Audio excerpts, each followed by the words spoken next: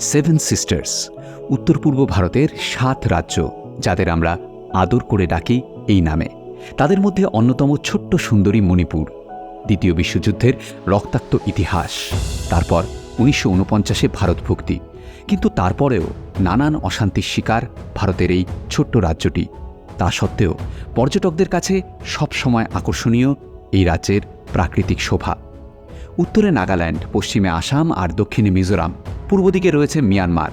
এর মাঝে অপূর্ব নৈসর্গিক সৌন্দর্যে মোড়া এই রাজ্যেই রাজধানী ইম্ফলের অনতিদূরে মৈরাংয়ে প্রথমবারের জন্য ভারতীয় মূল ভূখণ্ডে স্বাধীন ভারতের পতাকা উত্তোলন করেছিল আজাদ হিন্দ সেনা, ব্রিটিশ সেনাকে পরাজিত করে। দিনটা ছিল 14 এপ্রিল 1944। মহাভারতে উল্লেখ পাওয়া যায় মণিপুরের। কবিগুরু লিখেছিলেন তার বিখ্যাত নৃত্যনাট্য চিত্রাঙ্গদা মহাভারতের ঘটনার পটভূমিতে। মণিপুরের মেইথি সংস্কৃতি আর নৃত্যশৈলীর দ্বারা প্রভাবিত ছিলেন কবিগুরু। 22,500 স্কোয়ার কিলোমিটারের এই মণিপুরে বাস হচ্ছে 30 লক্ষ মানুষের। তার মধ্যে 22 রকমের জনজাতি বাস করেন এই মণিপুরে। প্রধান হচ্ছে মেইথি, কুকি এবং নাগা। খ্রিস্টের জন্মে 33 বছর পর থেকে মণিপুরের রাজা এবং রাজত্বের ইতিহাস পাওয়া গেলেও সুস্পষ্ট ইতিহাস পাওয়া যায় 15 শতকের মাঝামাঝি সময় থেকে। মণিপুরের রাজাদের ইতিহাসের সাক্ষী হয়ে এখনও দাঁড়িয়ে রয়েছে রাজধানী ইম্ফলের ঐতিহাসিক এবং আইকনিক কাংলা দুর্গ। সাম্প্রতিক অতীতে মেইথেই এবং কুকিদের মধ্যে তীব্র অশান্তির জেরে ক্ষতিগ্রস্ত মণিপুর। তবে ধীরে ধীরে স্বাভাবিক হচ্ছে এই রাজ্য। পর্যটনের জন্য বর্তমানে বেশ কিছু জায়গা খুলে দেওয়া হয়েছে। তবে কুকি অধ্যুষিত এলাকায় এখনও রয়েছে তীব্র বিধিনিষেধ। আমাদের 3 রাত 4 দিনের মণিপুর ভ্রমণে আমরা ঘুরে দেখেছিলাম ইম্ফলের বিভিন্ন দ্রষ্টব্য জায়গা সহ মৈরাংয়ের INA headquarter, Loktak lake, Keibul Lamjao floating national park, Andro village এবং আরও বেশ কিছু জায়গা। আর আমাদের মণিপুর বেড়ানোর অভিজ্ঞতা নিয়েই এই সিরিজ। আপনারা জানতে পারবেন এখন মণিপুর বেড়ানো ঠিক কতটা নিরাপদ, কোথায় থাকবেন, পপুলার ফুড জয়েন্টের খবরাখবর, সেই সাথে খরচ কীরকম এবং কোন কোন জায়গা বেড়াবার জন্য উপযুক্ত, এই সব কিছু। যদি এখনও এক্সপ্লোরার শিবাজি এই চ্যানেলটিকে সাবস্ক্রাইব না করে থাকেন তবে সাবস্ক্রাইবটা করেই ফেলুন আমাদের সাথে নতুন নতুন জায়গায় মানস ভ্রমণের জন্য।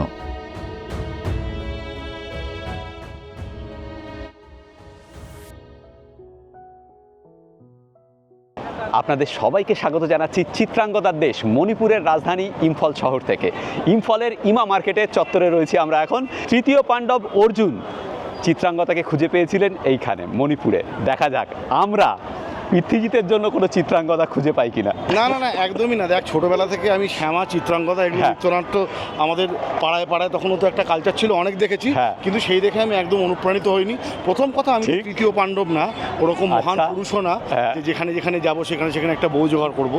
ওনারা মহৎ ছিলেন, আমি তো মানে একটাও সে অর্থে বউ জোগাড় করিনি না। হ্যাঁ, এই ব্যাপারে পৃথ্বীজিৎ এখনো অবধি মান রেখেছে। হ্যাঁ, যাই হোক, আমি কনফার্ম ব্যাচেলার ছিলাম, আছি এবং থাকবো।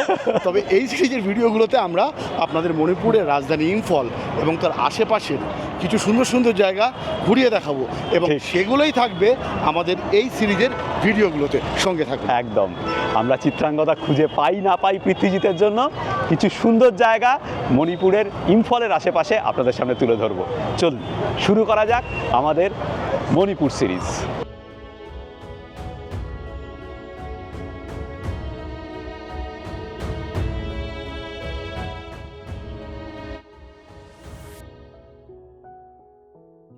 দিনটা ছিল জুলাই মাসের 25 তারিখ। সকাল থেকেই ছিড়িছিড়ি বৃষ্টি। এয়ার ইন্ডিয়ার সকাল 10টার কলকাতা ইম্ফল ফ্লাইট ধরার জন্য আমি আর পৃথ্বীজিৎ এয়ারপোর্টে হাজির হয়েছিলাম ঠিক সকাল 7:30টায়। এয়ার ইন্ডিয়ার কাউন্টারে লাগেজ ড্রপ করে ফাঁকায় ফাঁকায় সিকিউরিটি চেক সেরে ভেতরে ঢুকে পড়লাম আমরা। এই সিকিউরিটি চেক না আমার কাছে একটা বিভীষিকা। এত ইকুইপমেন্ট থাকে আর সবগুলোকে ব্যাগ থেকে বার করতে হয়। যাই হোক, সিকিউরিটি চেক হয়ে গেছে। এখন বাজে 8:20। আমাদের বোর্ডিং টাইম 9টায়। কিছু খেয়ে নেব। আমরা যাচ্ছি ফুড বুলেভার্ডে। আমি কিছু খেয়ে আসিনি আজকে, পৃথ্বী খেয়ে এসেছে। একটা ধোসা খেয়ে নেবো। ওকে, দামটা 410 টাকা হলেও খেতে কিন্তু ভালো। আমাদের ফ্লাইট নাম্বার হচ্ছে 0733, গেট নাম্বার 21, ফ্লাইট ছাড়বে ঠিক 10টায়, বোর্ডিং চালু হবে 9টায়, এখন বাজে 8:50।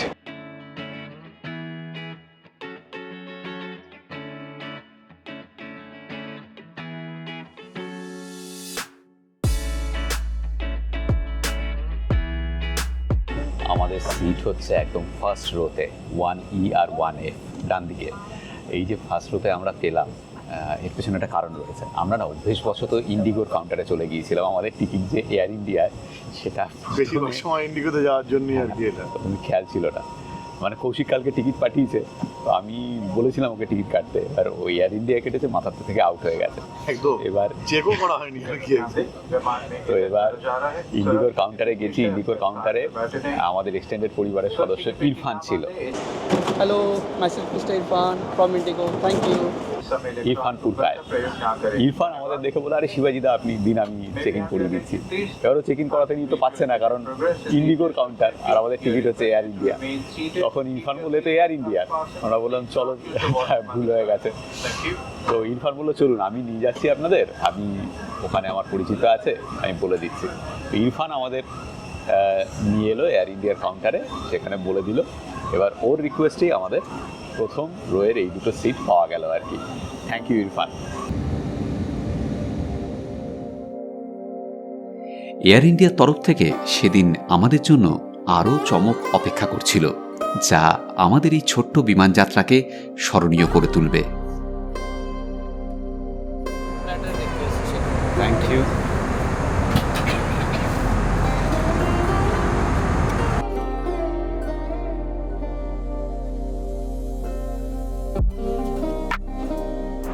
বাইরে না সাদা মেঘের ভেলা, সেই যে রবি ঠাকুরের কথাটা আছে না, নীল আকাশে কি ভাসাবো সাদা মেঘের ভেলা।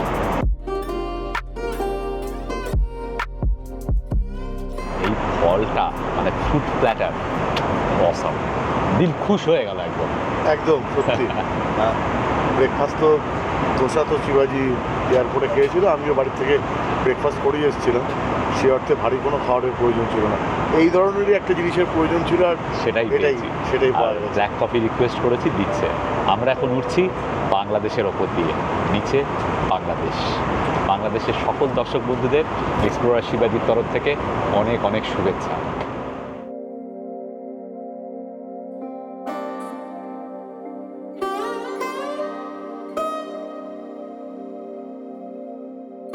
আকাশের রূপে তখন আমরা বিভোর। ঠিক সেই সময় আমাদের ফ্লাইট অ্যাটেন্ডেন্টরা আমাদের আমন্ত্রণ জানালেন। আপনাদের থেকে অনেক ভালোবাসা আর সম্মান পেয়েছি। আজকে আরেকটি পালক জুড়ল এক্সপ্লোরার শিবাজি চ্যানেলের মুকুটে। মাটি থেকে প্রায় 35,000 ফিট উঁচুতে আমাদের এয়ার ইন্ডিয়ার কর্মীরা যে সাদর আপ্যায়ন করলেন, যে সম্মান আর ভালোবাসা জানালেন, তাতে আমরা আপ্লুত, সম্মানিত।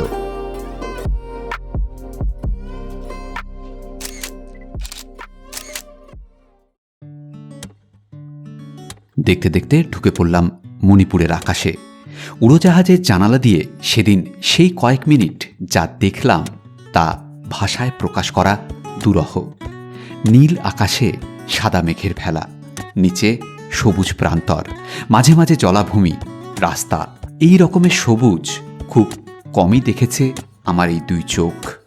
বিশ্বাস করুন, আকাশ থেকে শুধু এই দৃশ্য দেখবার জন্যই বারবার এই ফ্লাইটটা ধরে আসা যায় ইম্ফলে।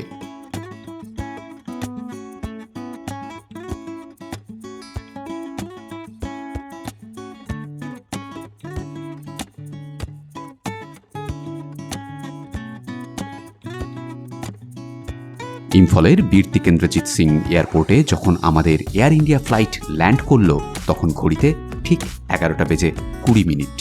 চারিদিকে সবুজে সবুজ। প্রথমে নেমেই যে ইমপ্রেশন, সেটা হলো সাধারণ। এত স্নিগ্ধ সবুজ আমরা এর আগে এক জায়গাতেই দেখেছিলাম, সেটা হচ্ছে যখন মিজোরামের আইজলে ল্যান্ড করেছিলাম। একই রকমের ফিলিংস।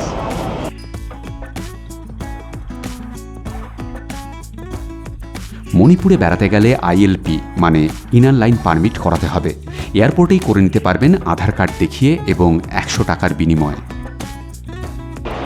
এখন এখানে টেম্পারেচার হবে 29-30 ডিগ্রি সেন্টিগ্রেড। দারুণ সুন্দর মনোরম আবহাওয়া।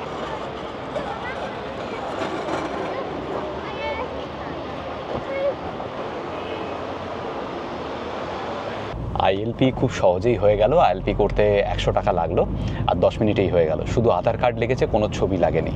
অনলাইনেও আইএলপি করা যায়। আমার মনে হয় অনলাইনে করার থেকে এখানে এসে আইএলপি করে নেওয়াটাই বেটার। আমাদের সারথি হচ্ছে তাপিক। তাপিকের সঙ্গে আমাদের আলাপ করিয়ে দিয়েছে সুভাষিস ভট্ট, আমাদের বন্ধু। ও কয়েকদিন আগে এসেছিল অফিসিয়াল কাজে ইম্ফলে। তো ওই আমাকে ফোন করে বললো ইম্ফল আসতে পারো, ইম্ফলে পরিস্থিতি এখন অনেকটাই স্বাভাবিক। সেই থেকেই ইম্ফলের প্ল্যান করা। খুব রিসেন্ট পাস্টে আমরা প্ল্যান করেছি। চেন্নাই প্ল্যান ছিল এর আগে, সেটা ড্রপ হয়েছে।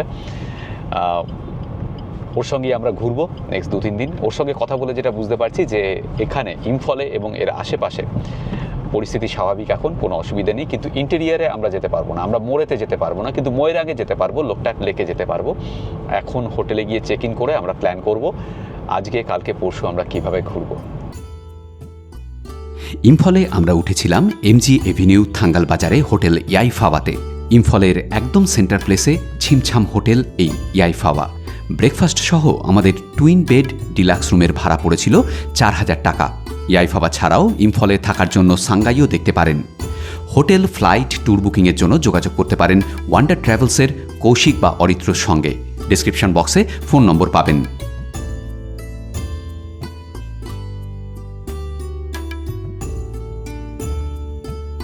এখন ঘড়িতে সময় 1:37। আমরা বেরিয়ে পড়লাম।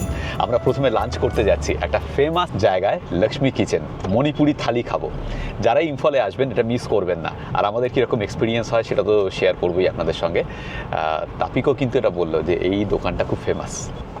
ওই যে কাংলা ফোর্ট, আমরা অবশ্যই ওখানে যাব। সেটা বোধহয় আজকে আর সম্ভব হবে না। আমরা যে যে জায়গাগুলো ঘুরবো আজকাল পরশু, সেই জায়গাগুলো ওকে বললাম, ইন ডিটেলস প্ল্যান করলাম। তারপর ও বললো পার ডে হিসেবে গাড়ি ভাড়া করে নিন, আপনাদের সুবিধে হবে। পার ডে হচ্ছে 3500 টাকা করে পড়ছে আমাদের। এটা হচ্ছে এখানকার স্ট্যান্ডার্ড রেট।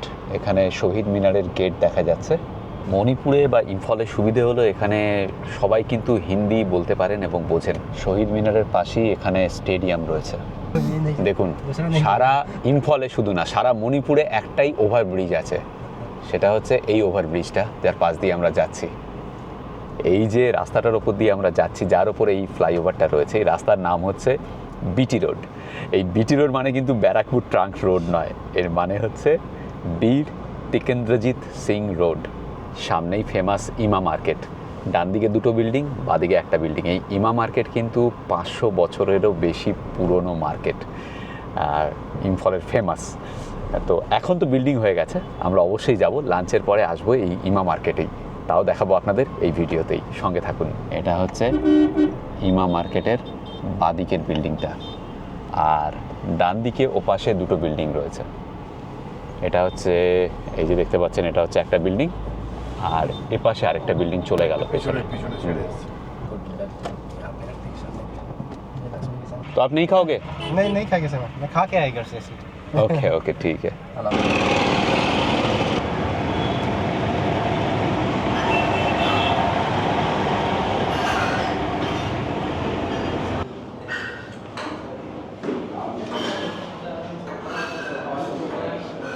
এই যে লক্ষ্মী কিচেনের ফেমাস হচ্ছে সারেং মিল, যার দাম হচ্ছে 270 টাকা পার প্লেট। সারেং মিল বলে দিয়েছি দুটো। সারেং হচ্ছে একটা স্পেশাল মাছ। তখনও আমরা জানি না সারেং যে আমাদের খুব পরিচিত একটি মাছ, জেনেছিলাম পরে ইমা মার্কেটে গিয়ে। দেখুন একবার, দুটো থালি একটা থালার মধ্যেই দিয়েছে। Thank you so much. এই হচ্ছে মণিপুরি থালি।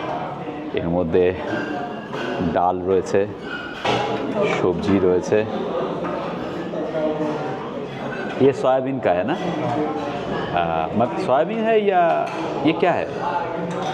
ये सब्जी? এইটা তো মনে হচ্ছে আমার মাছের ডিমের মাছের ফিশ রাইট। হ্যাঁ, এটা হচ্ছে মাছের ডিম। মাছের ডিম, তাই। Black rice. আর এটা হচ্ছে সারেং মাছ। এই যে দুটো সারেং মাছ আর দুটো দিয়েছে রুই মাছ। দারুণ, হ্যাঁ, মানে ফাটাফাটি।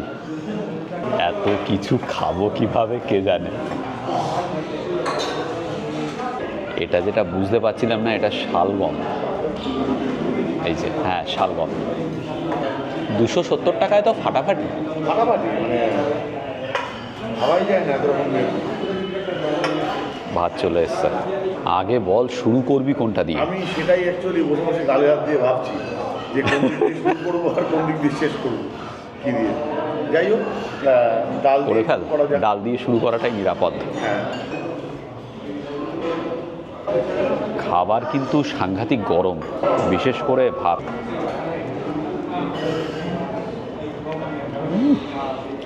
ফাটাফাটি। ডালটা দারুণ, খুব সম্ভবত অরহরের ডাল বল। হ্যাঁ অলরেডি ডাল। এই যে এই সবজিটা, এটা কিন্তু মাছের ডিম দিয়ে, এটাও মাছের ডিম দিয়ে। হ্যাঁ, তার সঙ্গে মাছের মাথা টাথা আছে, একটু কাটা কুটা হ্যাঁ। আছে আর কি, দেখতে পাচ্ছি। মাছের মাথা, মাছের ডিম এসব দিয়ে, সঙ্গে আলু আছে আর ওই বুট আছে। এই যে শালগমের তরকারিটা দিয়েছে, এর মধ্যে এটা হচ্ছে মাছের ডিম। তোর কি মাছের ডিম খেতে ভালো লাগে? ভালো লাগে। আমারও লাগে। আমি যদি কখনো মাছ কিনতে গিয়ে, যে মাছই হোক আর কি, বড় রুই কাতলা বা ইলিশ হলো তো কথাই নেই, যদি মাছের ডিম পাই আর কি মাছের পেটের মধ্যে, তারা আমি একটুও দুঃখিত হইনি। অনেক মৎস্যপ্রেমীরা বলে যে এতে অনেকটা টেস্ট কমে যায়, তা এদিক দিয়ে আমার জিভটা যেহেতু অতটা সূক্ষ্ম না, সেজন্য আমি একটা এক্সট্রা জিনিস পাচ্ছি মাছের ডিম। এটা খেতে ভালো লাগে, আমার ভালোই লাগে। আমি এবার এটা একটু ট্রাই করব।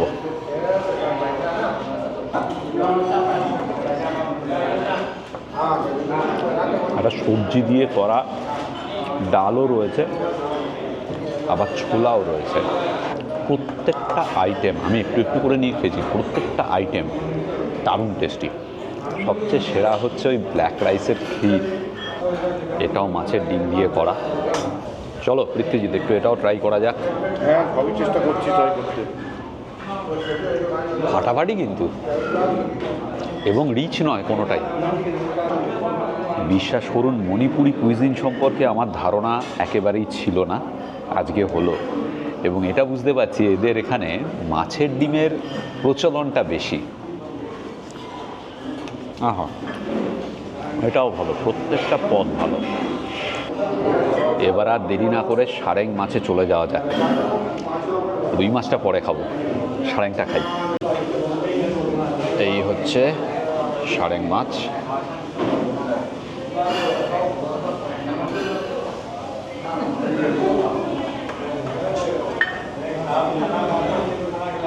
ভেঙে গিয়েছে মাছটা, দেখা যাক। First bite. তেলের পরিমাণ বেশি মাছের থেকে, টেস্টি মাছ, গন্ধ নেই কোনো, না প্রচুর তেল। হ্যাঁ, একটা কথা কিন্তু দারুণ যে কোনো আইটেম খেতে কিন্তু কোনো অস্বস্তি হচ্ছে না, কারণ খুব বেশি স্পাইসি নয়। সারেং দারুণ লাগলো, ভালো লাগবে আমার সারেং, ইটস গ্রেট। এতদিন সারেং বললে যেটা মাথায় আসতো, আর মণিপুরে এসে এখানে বসে শিবাজি যখন সারেং থালি অর্ডার দিল, তারপর আসার পরে যখন সারেং মাছটা খাচ্ছি, আজকে একটা সারেং সম্বন্ধে অন্যরকম অন্য একটা অর্থ জানলাম। সত্যি এতদিন অবধি সারেংয়ের মানেটা অন্য কিছু ছিল আমাদের কাছে, আজকে থেকে সারেংয়ের আরেকটা মানে পাওয়া গেল। এই হচ্ছে মাছটা, দেখুন। এই যে, আমি জানি না দেখাতে পাচ্ছি কিনা, এটা মোটা লেয়ার রয়েছে এখানে মাছের মধ্যে, যেটা চামড়ার নিচের তেলটা, তার নিচে হালকা করে মাছ রয়েছে। মাছটা তৈলাক্ত মাছ, এটা ছবি দেখতে হবে সারেং মাছের। হ্যাঁ, এবার আস্তে আস্তে বুঝতে পারছি যে কতটা বেশি খাওয়া, ভাত ফেলা যাবে। আমি আর পৃথ্বীজিৎ জেনারেলি ভাত ফেলি না, কিন্তু এখানে আগে খেয়াল করলে হতো, ভাতটা ফেলাই যাবে এবং অনেক কিছুই ফেলা যাবে। একটা নিলে দুজনের খাওয়া হয়ে যেত আমাদের। রুই মাছটা খাচ্ছি, রুই মাছের মতোই খেতে, কিন্তু ঝোলটা টেস্টি হয়েছে। রুই মাছটা কিন্তু চালানি না, লোকাল। খুবই সুন্দর খাওয়া দাওয়া এখানে। আমাদের ওখানে হোটেলে খেলে যেরকম একটা অনুষ্ঠান বাড়ির খাওয়া বা হোটেলের খাওয়ার মধ্যে খেতে পারে একটা গুরুপাক ব্যাপার থাকে না, এখানে কিন্তু সেরকম ব্যাপারটা নয়। খুবই সুন্দর ঘরোয়া খাওয়া। এবার আসল জিনিস, মণিপুরের বিখ্যাত ব্ল্যাক রাইসের পায়েস। পায়েস, এখানে বলে ব্ল্যাক রাইসের ক্ষীর। দেখা যাক খেয়ে।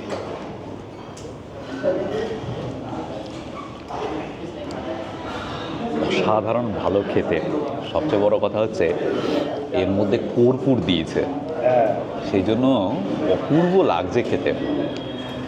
আর মিষ্টি খুব কম, দারুণ। যারাই ইম্ফল মণিপুর বেড়াতে আসবেন এটা ট্রাই করবেন, ব্ল্যাক রাইসের ক্ষীর। এই যে ফাটাফাটি খেতে।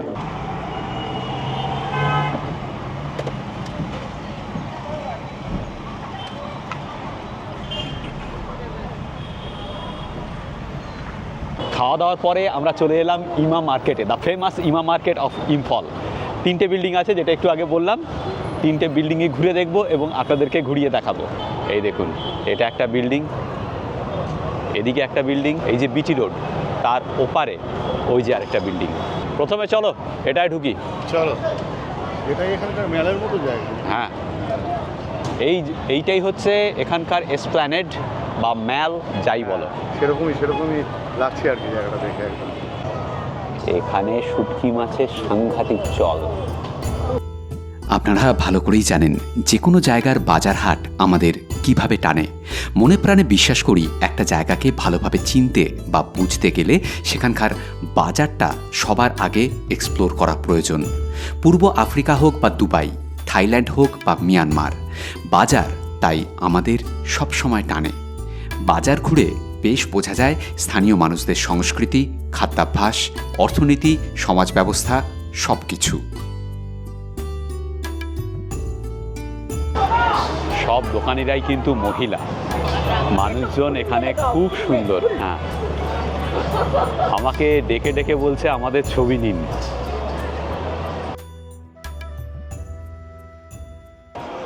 খইয়ের মোয়া পাওয়া যাচ্ছে, আবার মুড়ির মোয়াও রয়েছে। গুড় জাল দিয়ে তার মধ্যে মুড়ি দিয়ে এইরকম চূড়া করা আছে। পৃথিবীত খাবে নাকি একটা? মানে খেতাম অন্য সময় হলে, কিন্তু এখন খাবে না। না, এখন যা অবস্থা খাওয়া দাওয়ার পরে। এইগুলো বেসিক্যালি পুজোর জন্য কিন্তু। হ্যাঁ, মানে দশকর্মা ভাণ্ডার আমাদের ওখানে যেরকম থাকে, হ্যাঁ সেরকমই অনেক বড় জায়গায় আর কি হ্যাঁ ব্যাপারটা করা। পান আর সুপারির সমাহার, বাপ রে বাপ। এই হচ্ছে কাঁচা সুপারি, ওই তাম্বুল, বুঝেছিস তো? এ খেলে কিন্তু সাংঘাতিক নেশা হয়। শুনেছি, কোনোদিন খেয়েছিস? আসামে গিয়ে খেয়েছিস? না, ভেবে সে দেখ। তো অল্প, মানে এভাবে। বিল্ডিংটা 3 তলা হলেও বাজার কিন্তু শুধু এই গ্রাউন্ড ফ্লোরেই, ওপরেরগুলো খালি। তো শোল মাছ, আর নিচে আছে ইল। এই হলো হাড়ি পাতিলের বাজার। হাড়ি পাতিলের বাজারের উল্টো দিকেই হচ্ছে মাছ বাজার।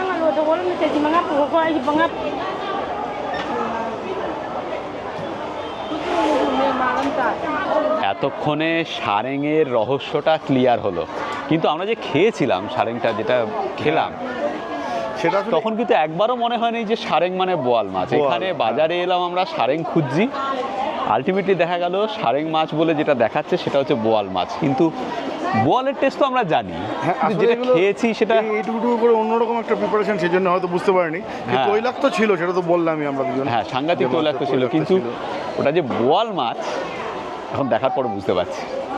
ইয়ে সারেং না? হ্যাঁ, এই দেখুন, এই বাজারে টাকাও বিক্রি হচ্ছে। কথাটা শুনতে অদ্ভুত লাগলেও ব্যাপারটা কিন্তু তাই। এইখানে খুচরো আর ভালো নোটের বড়ই অভাব, তাই ভালো দেখতে খুচরো নোটের বড়ই কদর মণিপুরে।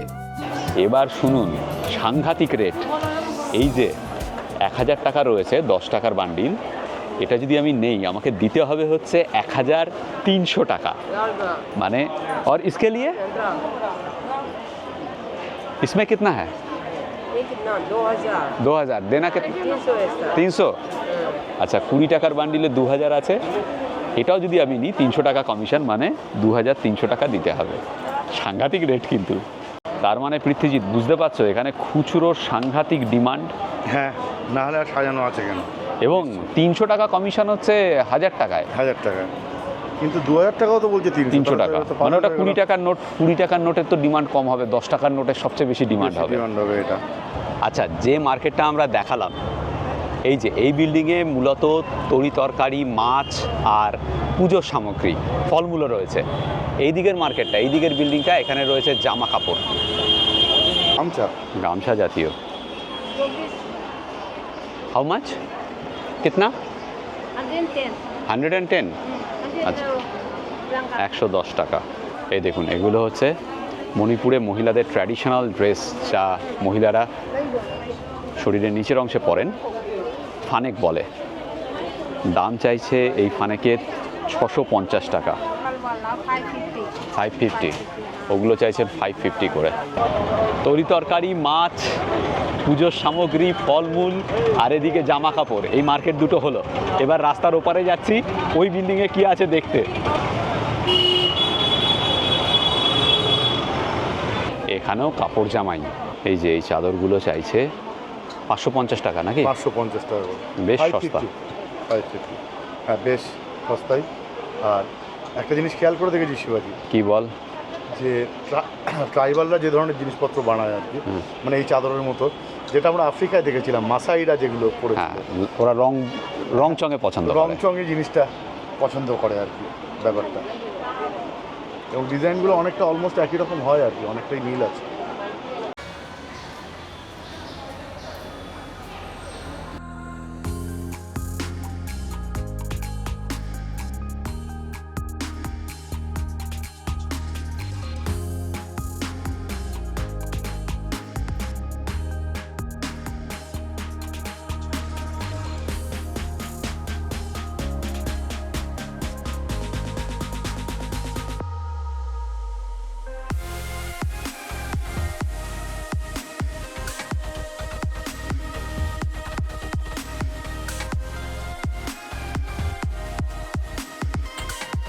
আমরা এখন রয়েছি মণিপুরের ঐতিহাসিক এবং আইকনিক দুর্গ কাংলা ফোর্টের সামনে।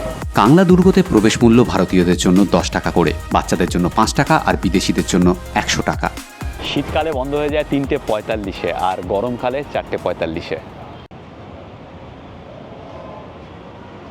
ফোর্টের ভেতরে ঘোরার জন্য এখানে ইলেকট্রিক ভেহিকেল রয়েছে, এর জন্য আলাদা করে টিকিট কাটতে হবে। এই যে গলফ কার্টগুলো রয়েছে এখানে কাংলা ফোর্টে, এতে খরচ হচ্ছে 50 টাকা পার পারসন যদি গাইড ছাড়া যান, আর 150 টাকা পার পারসন যদি গাইড নিয়ে যান। যেখানে এই গলফ কার্টটা দাঁড়িয়ে রয়েছে তার উল্টো দিকেই এই যে গাছটা দেখছেন, এটা হচ্ছে একটা রাবার ট্রি, বিরাট রাবারের গাছ। My name is Renzi and his name is Michael. Hello Michael, hello Nancy. 237 acre জুড়ে এই কাংলা দুর্গ মণিপুরের সুদীর্ঘ ইতিহাসের মূল কেন্দ্রবিন্দু। 33 খ্রিস্টাব্দ থেকে নিংথৌজা ডাইনেস্টি মণিপুরে রাজত্ব শুরু করার পরে তৈরি হয় এই কাংলা দুর্গ। নিংথৌজা রাজবংশের সুদীর্ঘ রাজত্বকাল শেষ হয় 1891 সালের 27 এপ্রিল ব্রিটিশদের কাছে পরাজয়ের পরে। ভারতের স্বাধীনতার পর 2004 সাল অবধি এই কাংলা দুর্গ ছিল আসাম রাইফেলসের হেডকোয়ার্টার্স। 2004 সালের 20 নভেম্বর এই দুর্গ মণিপুরের বাসিন্দাদের সমর্পণ করা হয় তৎকালীন প্রধানমন্ত্রী ডক্টর মনমোহন সিংয়ের উপস্থিতিতে। অন্যান্য জায়গার দুর্গের মতো উঁচু পাঁচিলের বদলে এই দুর্গ ঘেরা জলাশয় দিয়ে, পূর্ব দিকে বহমান ইম্ফল নদী। দুর্গের ভেতরে রয়েছে মণিপুরের শাসক দেবতা ইবদৌ পাখাম্বার মন্দির, রয়েছে মিউজিয়াম, মণিপুরের অভিভাবক কাংলাসার ঐতিহাসিক মূর্তি, পুরনো গোবিন্দজির মন্দির এবং সেই খেলার মাঠ যেখান থেকেই উৎপত্তি হয়েছিল পোলো খেলার। এই মাঠের প্রান্তেই ব্রিটিশরা ফাঁসি দিয়েছিল মণিপুরের সেনাপতি বীর তিকেন্দ্রজিৎ সিংকে 1891 সালের 13ই অগস্ট।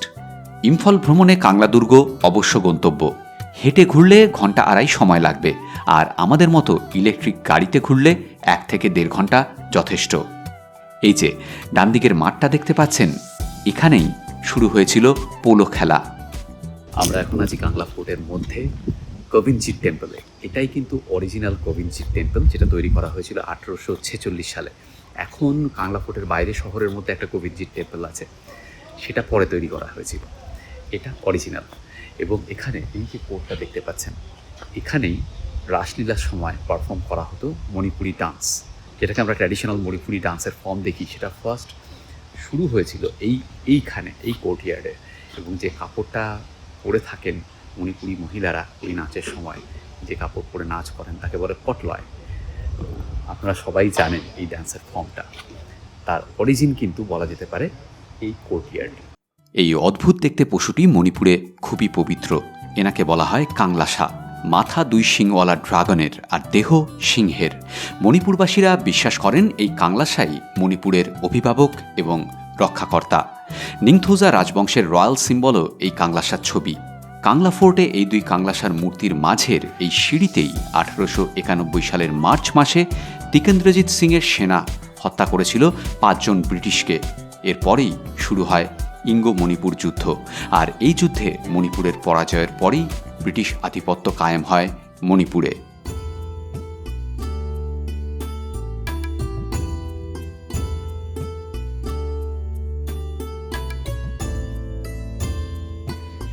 কাংলা ফোর্ট দেখবার পরে আমরা গিয়েছিলাম গোবিন্দজির মন্দিরে।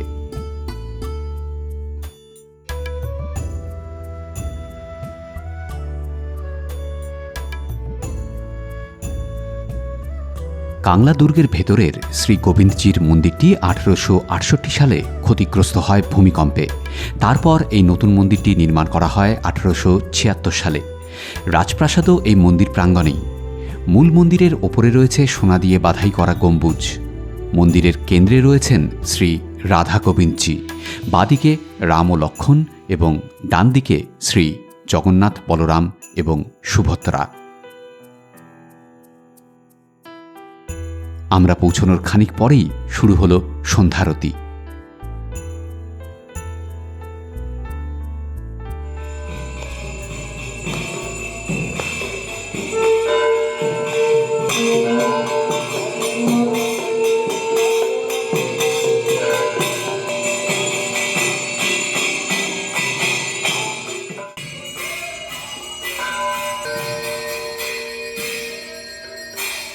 এই যে গোবিন্দজির মন্দির, দারুণ সুন্দর জায়গা।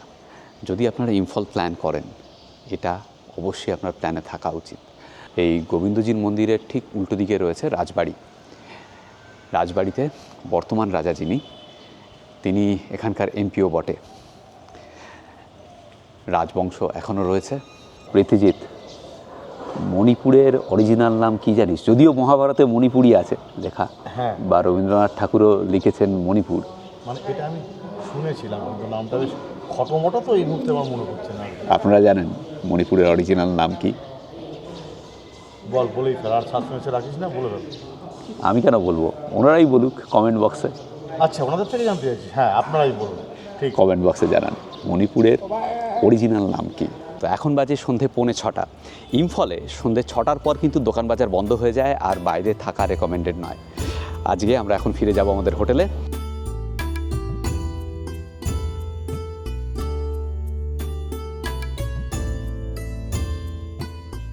আর একটা কথা শেয়ার করার রয়েছে আপনাদের সঙ্গে, সেটা হচ্ছে যে আজকে আমরা যে যে জায়গাগুলো ঘুরলাম প্রথম দিন এসে, এতে ট্যাক্সি ভাড়া করার কিন্তু কোনো প্রয়োজনীয়তা নেই। আপনারা ইম্ফল শহরের মধ্যে ইমা মার্কেট বা Kangla fort, Govindaji temple, ISKCON temple, এই জায়গাগুলো যদি ঘুরতে চান তাহলে এখানে অটো রয়েছে, অটো ভাড়া করেই ঘুরতে পারেন।